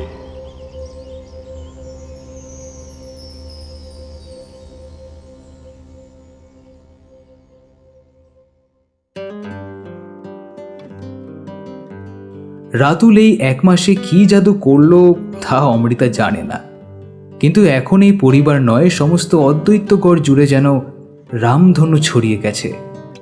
সবার মুখেই হাসি, সবার ভিতরের ভয়টা যেন হারিয়ে গেছে। এরই মাঝে একটা ঘটনা অমৃতার মনে খচখচ করছে। অর্চিষ্মান কাকু, যিনি প্রায় 7 বছর ধরে বিছানায় মিশে ছিল, সেই মানুষটা ধীরে ধীরে সুস্থ হচ্ছে। প্রতিদিন রাতুল ওনার কাছে বসে 2 হাত ধরে চুপচাপ কিসব বলে। জিজ্ঞাসা করলে মুচকি হেসে বলে, অশ্রুধারার সাথে বহে যায় সমস্ত গ্লানি। মাঝে মাঝে রাতুলের কথাগুলো বোধগম্য হয় না অমৃতার। এদিকে ছোট দাদুর মধ্যে কেমন একটা অস্থিরতা টের পায় অমৃতা।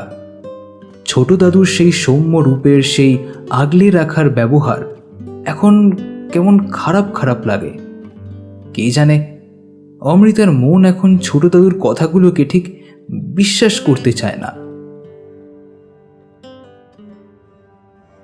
অন্যদিকে অনংশ দেখতে পাচ্ছে শিরের সংক্রান্তি। অদ্ভুতভাবে সে তার তন্ত্রাচারে মন দিতে পারে না। তার হাতের আলগা যেন ধীরে ধীরে সরে যাচ্ছে। যেই রাজপ্রাসাদকে সে মৃত্যুপুরী বানিয়েছিল, এখন সেটা আবার ঝলমল করে উঠেছে। যেই অর্চিষ্মান বিগত 7 বছর ধরে তার বাণের প্রয়োগে বিছানায় লেপ্টে ছিল, সে এখন ধীরে ধীরে সুস্থ হচ্ছে। অদ্বৈতগড় এখন হাসছে, আর এই হাসি তার জন্য সর্বনাশ ডেকে আনছে। না না, এ আমি হতে দেব না। আমার শিকল আমি ভাঙতে দেব না ওই কালকের আসা ছোকরাকে। এত বছর ধরে যেই ভয়কে তিলে তিলে আমি পরিবারের রন্ধ্রে রন্ধ্রে ঢুকিয়েছি, এই অদ্বৈতগড়ের প্রতিটা মানুষ আমার নাম শুনে যেভাবে নিজেদের দুর্বল শিরদাঁড়া নুইয়ে নিয়েছে, সেই নুইয়ে পড়া শিরদাঁড়াকে আমি সোজা হতে দেব না। যে ভয়কে আমার ওদের মনে ঢোকাতে এতগুলো বছর লেগে গেছে, সেই ভয়কে মাত্র 1 মাসের মধ্যে কিভাবে এতটা সরিয়ে দিল। আমি কেন সামনে দাঁড়াতে পারি না তার? ওর সেই হাসি কেন কেন আমার গা জ্বালিয়ে দেয়? আমার তন্ত্র সাধনাতে বিঘ্ন ঘটছে। এইভাবে চলতে থাকলে অনংশ ভৌমিক তুই দুর্বল হয়ে পড়বি। তোর বাস তো আতঙ্কেই, নিঃশব্দতার মাঝেই তো তোর তৃপ্তি। এটাকে আমি কেড়ে নিতে দেব না ওই রাতুলকে। এতদিন চুপচাপ ছিলাম, কিন্তু আর চুপচাপ থাকলে আমার ভয় যেন শেষ হয়ে যাবে এখানে। আমি এটা কিছুতেই হতে দিতে পারি না। আমি শেষ করে দেব, উজাড় করে দেব সবকিছু। এবার আমার মারণ পাঞ্জার পালা।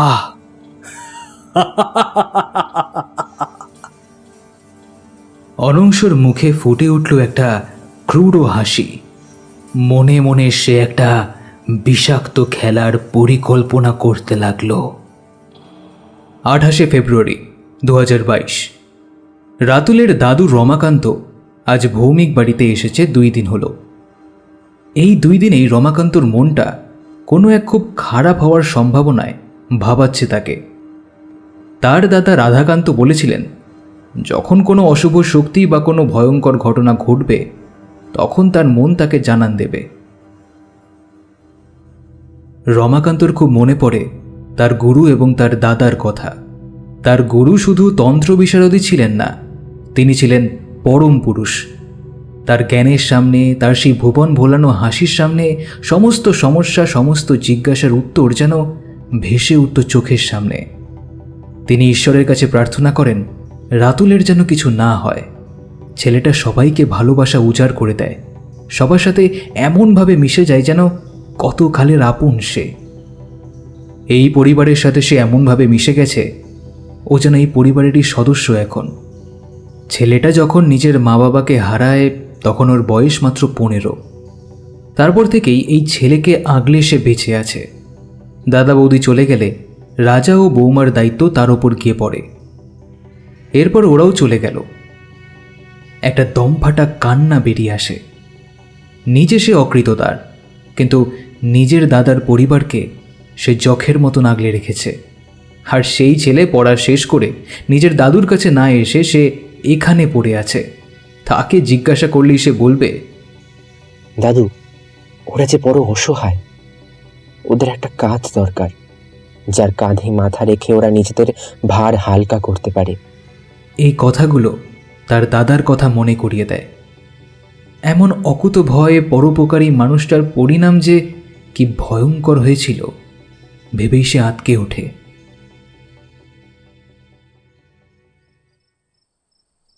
আর কিছুক্ষণ, তারপর ঠিক 24 বছর আগের সেই মহাক্ষণ আসতে চলেছে। আজও 29শে ফেব্রুয়ারির অমাবস্যা। অনংশ মন্ত্র পড়ে সবাইকে আজ গভীর নিদ্রায় পাঠিয়ে দিয়েছে।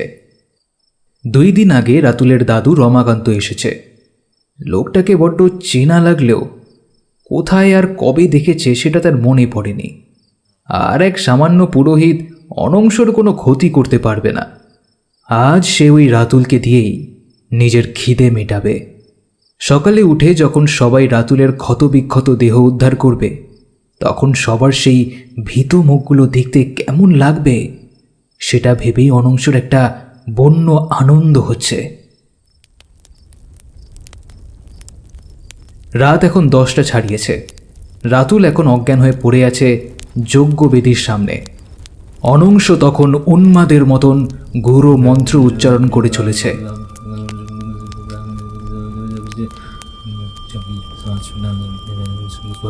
আজ সে আহুতি দেবে এই ছেলেকে।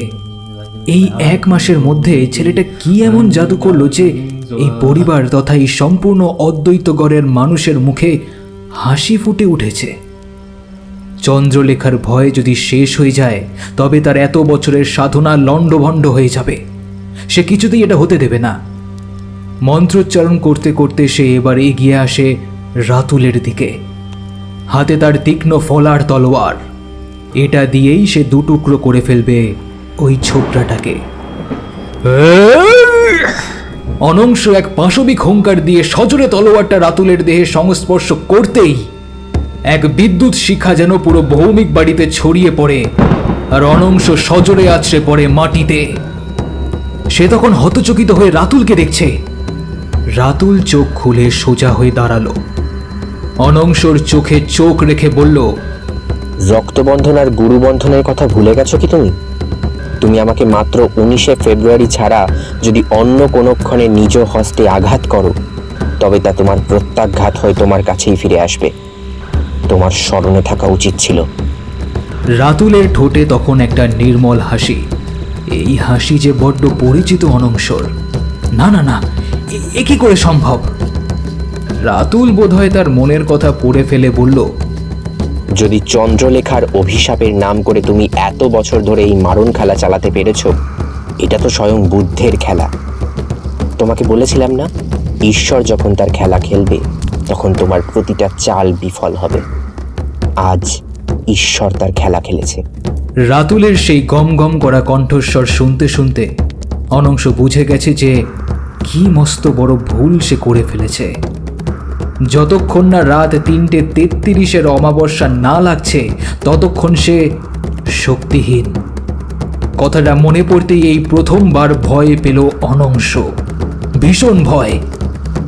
যেই অনংশ ভৌমিক নিজে সবার অলক্ষ্যে সবার ভাগ্য নিয়ন্তা ছিলেন, নিজেকেই অদ্বৈত গড়ের ঈশ্বর ভাবতেন, আজ সেই অনংশ ভৌমিক অসহায়।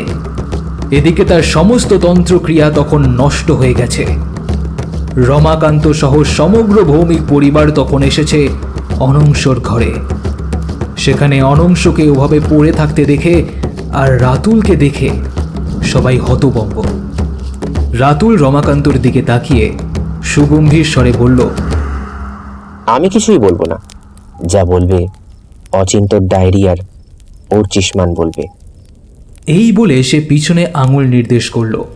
সবাই দেখল যেই অর্চিমান বিগত 7 বছর ধরে বিছানার সাথে মিশেছিল, আজ সেই অর্চিমান খোঁড়াতে খোঁড়াতে চলে এসেছে এখানে। খুব কষ্ট করে ধীরে ধীরে বলতে লাগলো, আমার দাদাকে চন্দ্রলেখা নয়, ওই অনংশ ভৌমিক মেরেছে। চন্দ্রলেখা শুধুই একটা গল্প, একটা আষাঢ়ে বানানো গল্প, যেটা এই নর পশুটা নিজের স্বার্থের জন্য বানিয়েছে। দাদা বহু বছরের পরিশ্রমের ফলে সেই হারানো ইতিহাস উদ্ধার করে চন্দ্রলেখার নাম করে এই আমাদের পরিবারের একের পর এক মানুষকে হত্যা করেছে। রমাকান্ত বাবু, আপনার ভাইপো রাজীবকেও এই হত্যা করেছে, কারণ রাজীবও জেনে গিয়েছিল চন্দ্রলেখা জাস্ট একটা বানানো গল্প। এর আড়ালে এ নিজের স্বার্থ সিদ্ধি করে। অর্চিমান এতদিন পর কথাগুলো বলে ভীষণ হাঁপাতে লাগলো। পুরো ভৌমিক পরিবার স্তব্ধ হয়ে আছে। অনংশ বন্দি বাঘের মতন গজরাচ্ছে। আমি কাউকে ছাড়বো না, আমি কিন্তু কাউকে ছাড়বো না, সবাইকে শেষ করে দেব, সবাইকে শেষ করে দেব। রমাকান্ত এখন সব বুঝতে পেরেছে। তার মনের ভিতর এতদিন জমানো কষ্ট ক্রোধ হয়ে লাভার মতন বেরোতে লাগলো। তোর জন্যই আমি আমার ভাইপো আর বৌমাকে হারিয়েছি, আমি তোকে ছাড়বো না। এই বলে সে এগিয়ে যেতে লাগলো অনংশর দিকে। তখনই পেছন থেকে শোনা গেল জলদ গম্ভীর অথচ শান্ত একটা স্বর, এইখানেই স্থির হও রাম। কথাটা শুনেই চমকে উঠল রমাকান্ত। এই নাম তো তার গুরু অন্নদা বলতেন। পেছনে ফিরে চমকে উঠল। শুধু সে নয়, সমগ্র ভৌমিক পরিবার চমকে উঠেছে তাকে দেখে। রাতুলের মুখে যার ছায়া দেখা যাচ্ছে সে তো তাদের সবার শ্রদ্ধেয়। এমনকি অনংশ স্তব্ধ। অস্ফুটে সে বলে ওঠে, হ্যাঁ, এ কি অন্নদা শঙ্কর? এ কি রাতুল নাকি অন্নদা শঙ্কর? তখন তার মুখে চিরপরিচিত নির্মল হাসি।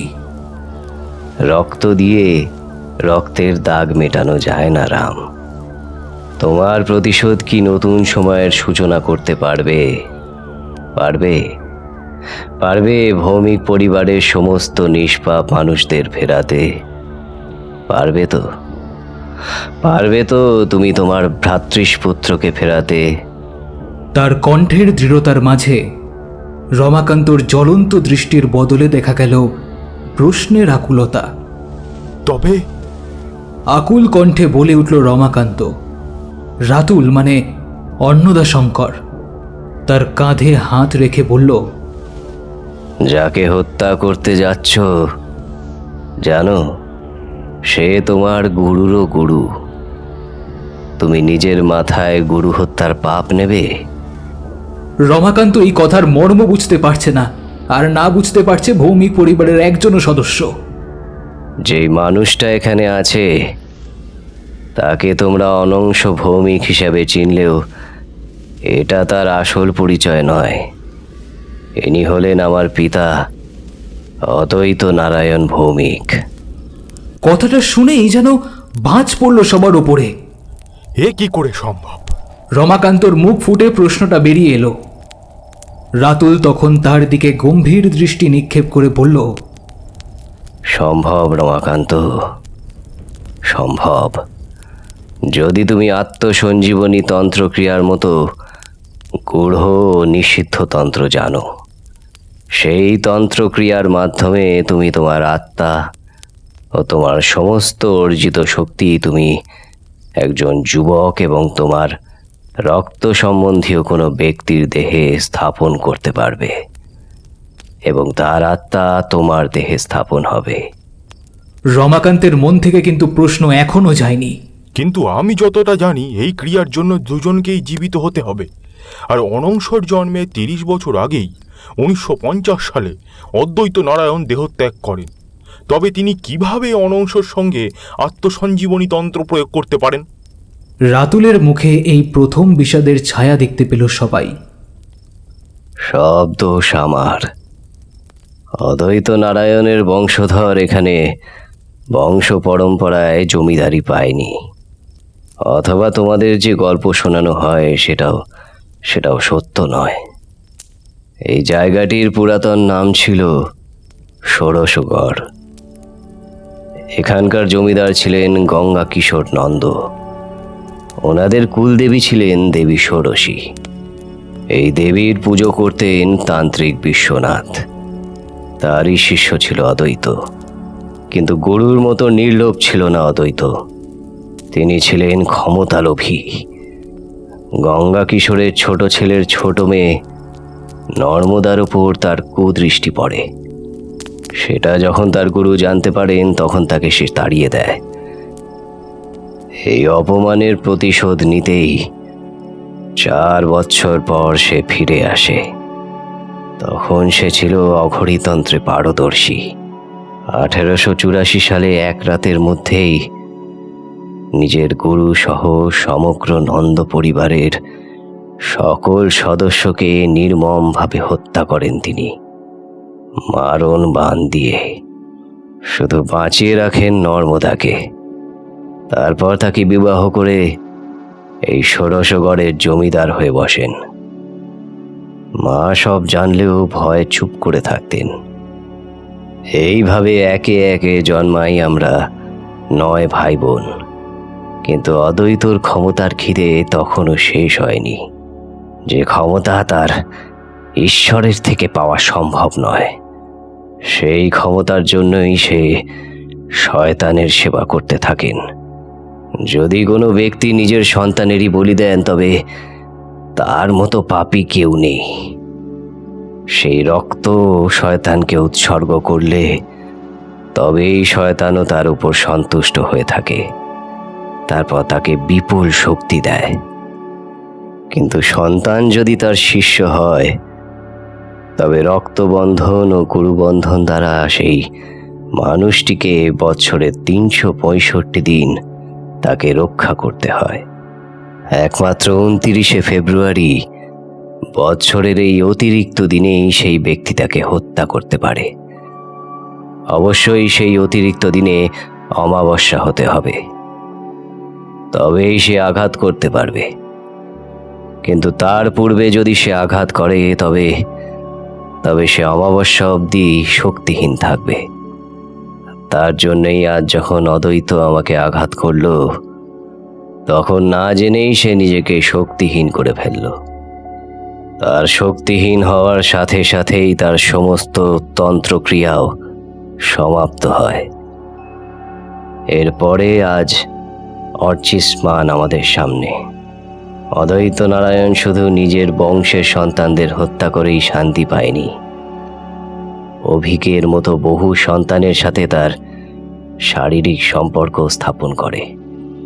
অভিকের মতো বহু অর্ধদের সাথে সম্ভোগ করে তিনি সম্পর্ককে কলুষিত করেছে। যত তিনি নিজেকে কলুষিত করেছে ততভাবেই সে পূজা করেছে শয়তানকে। এছাড়া অচিন্ত বা রাজীবের মতো যারা এই ইতিহাস জানতে পেরেছে, তাদের পরিণামও হয়েছে মৃত্যু। কথাগুলো বলতে বলতে সেই গম্ভীর কণ্ঠরূপী রাতুলেরও গলা যেন রুদ্ধ হয়ে এলো। রমাকান্ত এইসব শুনে স্তব্ধ। শ্রী কান্নায় ভেঙে পড়ল তার পুত্র অভিকের মৃত্যুর আসল কারণ শুনে। সবাই মন্ত্রমুগ্ধের মতন শুনে যেতে লাগলো। একটা মিথ্যের পেছনে আর একটা অবিশ্বাস্য সত্য। গম্ভীর কণ্ঠরূপী রাতুল নিজেকে সামলে আবার বলতে শুরু করলো। আমি যখন এই ঘটনাটি জানতে পারি তখন 1948। মা তখন মৃত্যুশয্যায় আমাকে সব বলে, কিন্তু গুরু হত্যার পাপ লাগবে বলে আমি চুপ করে থাকি। এটাই ছিল আমার প্রথম ভুল। এরপর 1950 সালে যখন আমার ছোট ভাই অনুজ ভূষণের একমাত্র পুত্র 10 বছরের অধিরাজকে অদ্বৈত নারায়ণ নিয়ে গেছে তার গুপ্ত কক্ষে, আমি অনুজকে নিজের সন্তানের মতোই স্নেহ করতাম। যখন তারই সন্তানকে নিজের ভোগের জন্য নিয়ে গেছেন, এটা জেনে আর আমি নিজেকে সামলাতে পারিনি। রাগে উন্মত্ত হয়ে আমি সেই গুপ্ত কক্ষে প্রবেশ করি। সেখানে দেখি তার শরীরের ওপরে বসে এক নাগারে দুর্বোধ্য মন্ত্র পড়ে চলেছে অদ্বৈত। আমি এই দেখে হাতের সামনে থাকা খাড়া দিয়েই অদ্বৈত নারায়ণের মুণ্ডচ্ছেদ করি। আর এটাই ছিল আমার জীবনের দ্বিতীয় এবং সব থেকে বড় ভুল। সেদিন যদি আমি অদ্বৈতর বদলে অধিরাজকেই শেষ করে ফেলতাম, তবে আজ অনংশর শরীরে এই পাপিষ্ঠ বাসা বাঁধতে পারত না। হ্যাঁ, তোমরা ঠিকই ভাবছ। সেই দিনই আত্মসঞ্জীবনী তন্ত্রক্রিয়ার মাধ্যমে নিজের আত্মা অধিরাজের দেহে স্থাপন করেন অদ্বৈত। আর অধিরাজের আত্মা তখন অদ্বৈতর শরীরে। আর আমি আমার ক্রোধে উন্মত্ত হয়ে সেদিন শুধুই অদ্বৈতর শরীরকে শেষ করতে পারলেও অদ্বৈত বেঁচে থাকে অধিরাজের শরীরে। আমি এই সত্য জানতে পারিনি 50 বছর ধরে। তোমরা যাতে অদ্বৈত নারায়ণকে ঘৃণা না করো, তার জন্য এই সত্য আমি নিজের বুকের ভিতর চেপে রাখি। আর এটাই ছিল আমার শেষ ভুল, যেই ভুলের শাস্তি পায় অনংশ। অনংশর যখন 19, তখন অধিরাজের ভিতরে থাকা অদ্বৈত একই তন্ত্রক্রিয়ার মাধ্যমে অনংশর আত্মা চলে যায় অধিরাজের দেহে। আর সেই থেকেই সেই আত্মা ঘুমিয়ে পড়ে আজীবনের জন্য ওর দেহে। আর অদ্বৈত আবার অনংশ হয়ে এত বছর ধরে নিজের খেলা খেলে যায়। কথা শেষ করে হাঁপাতে লাগলো রাতুল। তবে এখন এই মুহূর্তেই অনংশকে হত্যা করলেই তো অদ্বৈত থেকে চিরতরে মুক্তি। রমাকান্ত নিস্তব্ধতা ভেঙে বলে ওঠে। রাতুল একটু হেসে বলে, এটা তুমি নয় রাম, তোমার ভিতরের প্রতিশোধের আগুন বলছে। তাহলে কি উপায়? আপনি এবার পথ দেখান। কান্নায় ভেঙে পড়ল রমাকান্ত। রমাকান্ত, রাম, পাপীকে নয় বৎস, অন্তরের পাপকে আহুতি দিতে শেখো। অর্থাৎ রমাকান্তের কথায় মনে হলো যে সে এখন খুবই বিধ্বস্ত।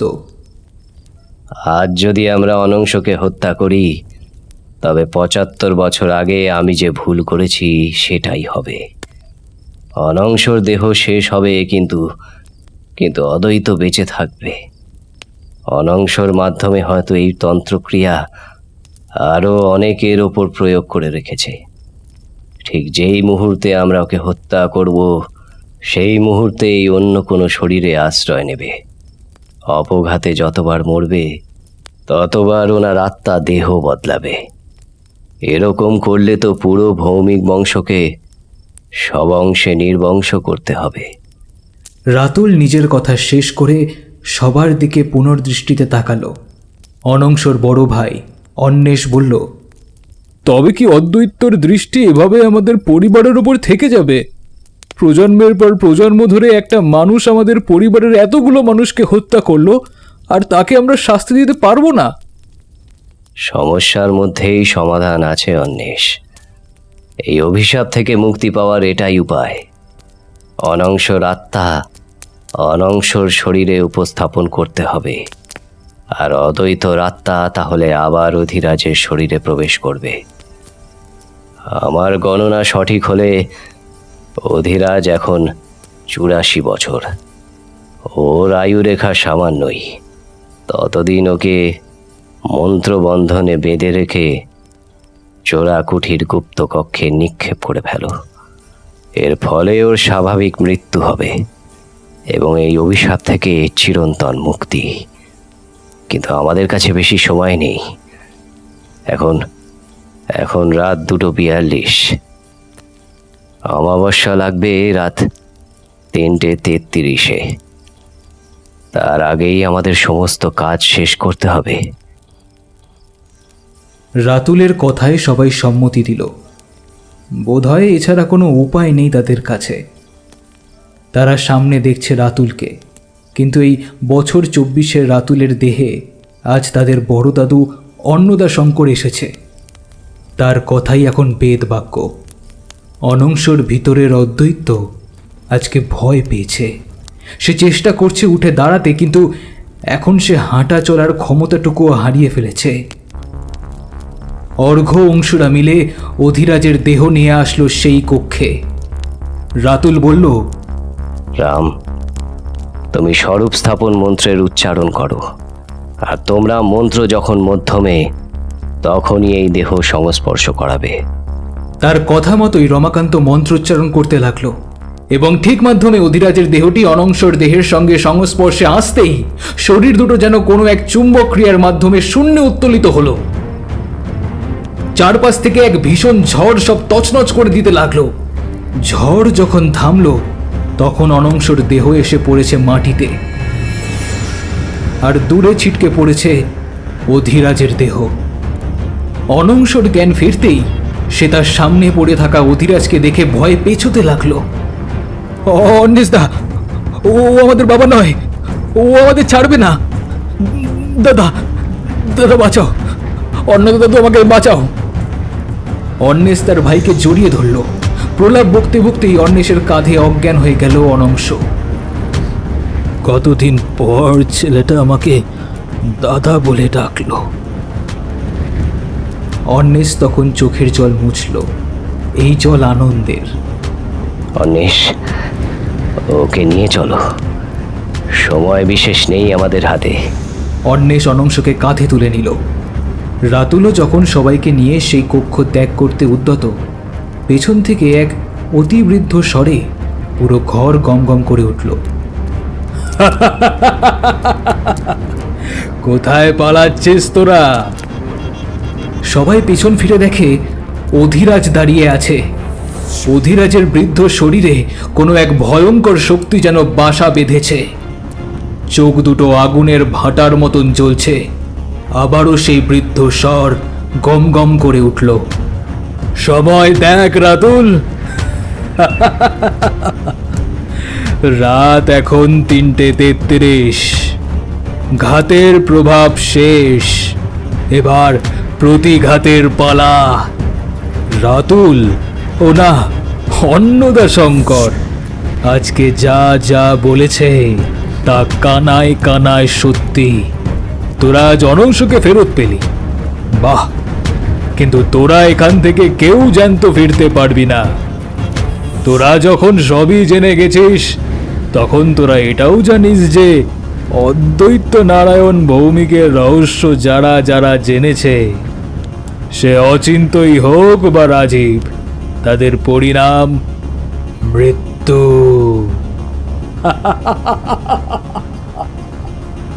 কথাগুলো বলতে বলতে অট্টহাসিতে ফেটে পড়ল অধিরাজ। সবাই আমার পেছনে যাও। রাতুলের কণ্ঠের দৃঢ়তায় চমকে উঠল সবাই। এক এক করে সবাই তখন রাতুলের পেছনে গিয়ে দাঁড়ালো। অন্নদা, তোর পেছনে লুকিয়ে রাখলে তুই কি ভেবেছিস আমার হাত থেকে এদের বাঁচাতে পারবি? পোকামাকড়ের মতন পিষে মারবো আমি সবাইকে। আমাকে তোরা চোরা কুঠুরিতে ফেলবি? দেখি তোদের কত ক্ষমতা। তৈরি হ! গর্জে উঠল অধিরাজ। তবে প্রয়োগ করেই দেখো নিজের সর্বশক্তি। রাতুলের মুখে আবার সেই নির্মম হাসি। এই হাসি দেখেই গা জ্বলে ওঠে অধিরাজের। সে মনে করে, এই ছেলেটাকে জন্মানোর পরেই যদি গলা টিপে খুন করত, তাহলে এই দিন তাকে দেখতে হতো না। একে শিক্ষা দিয়ে নিজের সর্বশ্রেষ্ঠ ও গুণী শিষ্য বানিয়েছিল। ভেবেছিল দুজনে মিলেই অদ্বৈত গড় নয়, সমগ্র বিশ্ব নিজের প্রভুত্ব কায়েম করবে। কিন্তু বারবার তার কার্যে বাধা দেওয়া যেন এর স্বভাবে পরিণত হয়েছে। আজ এই প্রহ্লাদের মতন বিষ্ণুপুত্রকে সে ধ্বংস করে সমূলে উচ্ছেদ করবে। নিজের সমগ্র শক্তিকে জাগ্রত করে এক ভীষণ মৃত্যুবাণ ছুড়ল ওদের সবাইকে লক্ষ্য করে। সবাই যখন আতঙ্কে বিভোর, তখন রাতুলের মুখ শান্ত। সে শান্ত হয়ে নিজের বাম হাত ডান হাতের ওপর রেখে চোখ বন্ধ করে সউচ্চ স্বরে বারবার উচ্চারণ করতে লাগলো, বুদ্ধাং শরণাং গচ্ছামি। যখন সেই মৃত্যুবাণ তাদের সন্নিকটে, তখনই যেন তাদের সবাইকে আগলালো একটা সাদা স্বচ্ছ নির্মল আলো। সেই মৃত্যুবাণগুলো সেখানে আঘাত করেই ফিরে আসতে লাগলো অধিরাজের দিকে, যেন ওই আলো এক দর্পণ। সেই মৃত্যুবাণ যখন তার দিকেই এগিয়ে আসতে লাগলো, তখন সুদূর থেকে 140 বছর আগের তার গুরুর কথা মনে পড়ে গেল।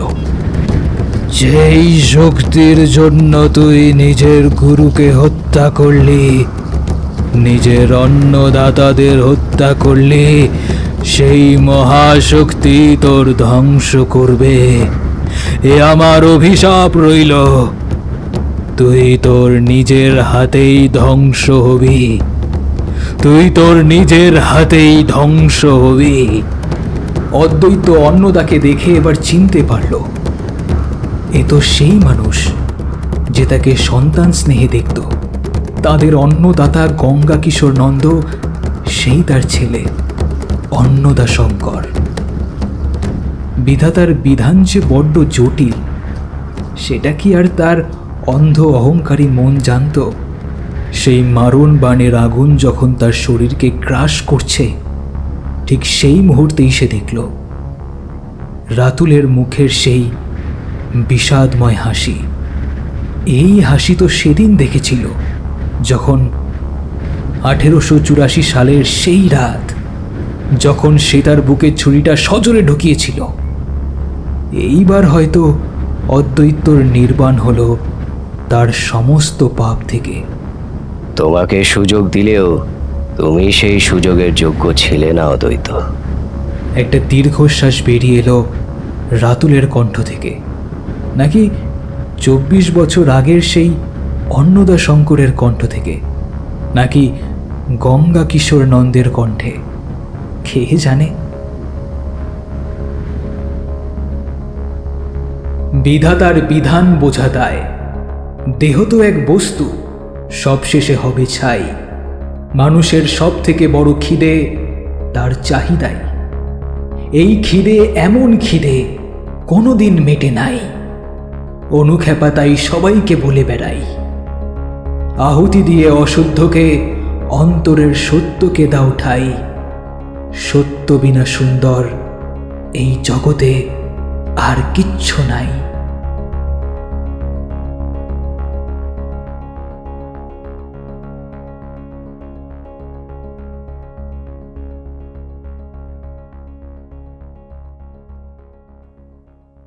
শুনছিলে আজকের গল্প অনুপম সহস্রাক্ষ সাহার লেখা আহুতি।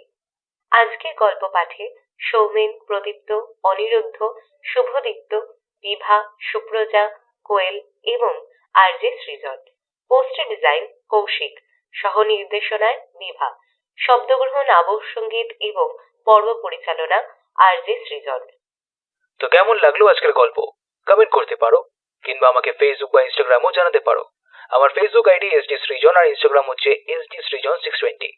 তো ভালো থেকো, ভালো রেখো, আর আমি আরজে সৃজন সাইনিং অফ।